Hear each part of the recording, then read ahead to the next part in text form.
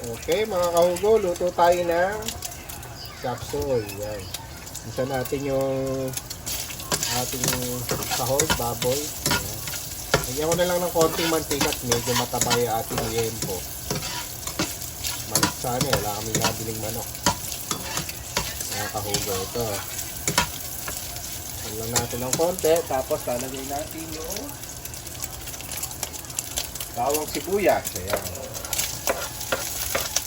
Ito natin mga kahugo. Ayan. Ayan. Sa mga makapanood ko, comment po kayo kung tama ba yung ating pagluluto ng chop suey. At hindi naman po tayo karunungan, naggagaling-galingan lang po tayo sa pagluluto. Wow! Ayan. Ito natin yung ating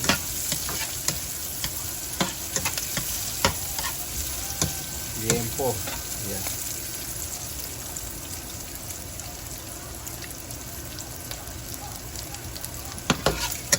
Isa lang.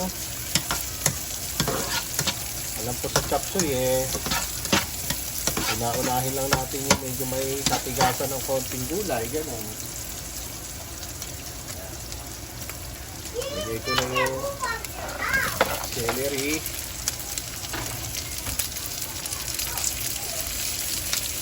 Carrot. Ayan ito. Pinakahit na sa alak yan. Carrot. Ayan. Lagay na rin tayo ng kapis para lumasa na. Ayan. Tansya na lang po, mga dalawang kutsara, ganyan. Kapis, ayan. Dito natin. Vlog pa, buhay pa yung ating carrot.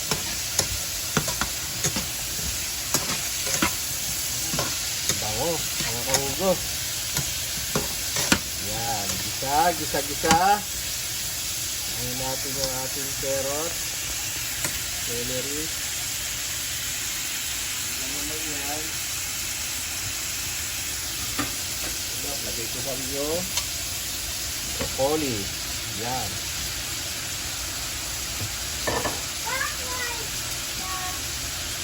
Sayote. Talbog lang, mga kahugo. Tingnan natin kung tama yung ating niluluto. Dito naman tama din ito. May tabanguhan ng ating niluluto Yung yan. Naman po magtutubig pa.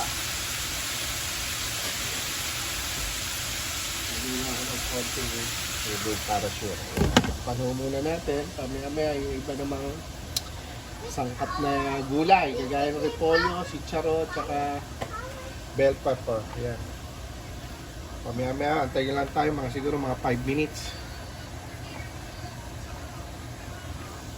Ayan, buksan na rin natin, lagyan na natin yung gatas kasi baka mamaya ma-overcook naman yung ating gulay. So, ang gamit po natin dito is evaporated milk. Ayan.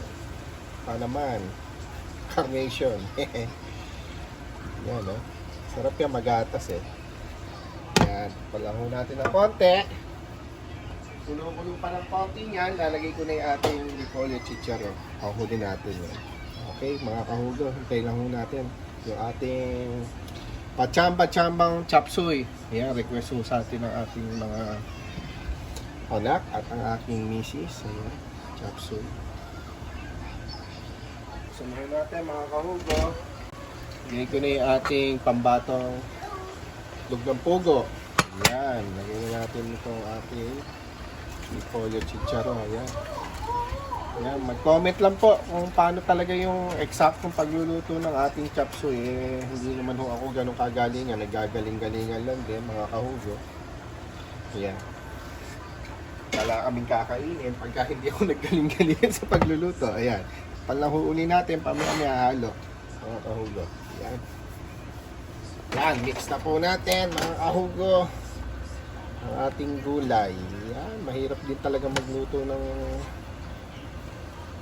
maliit yung ating lutuan, mga kahunggo. Hindi natin mahalo mabuti ang ating mga masyado sangkap, mga kahunggo. Ayan.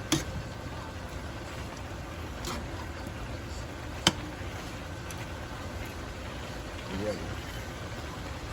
Ayaw naman ho kasi natin sa gulay yung sobrang overcook at hindi na siya masarap, mga kahugo, pag overcook na siya, ano.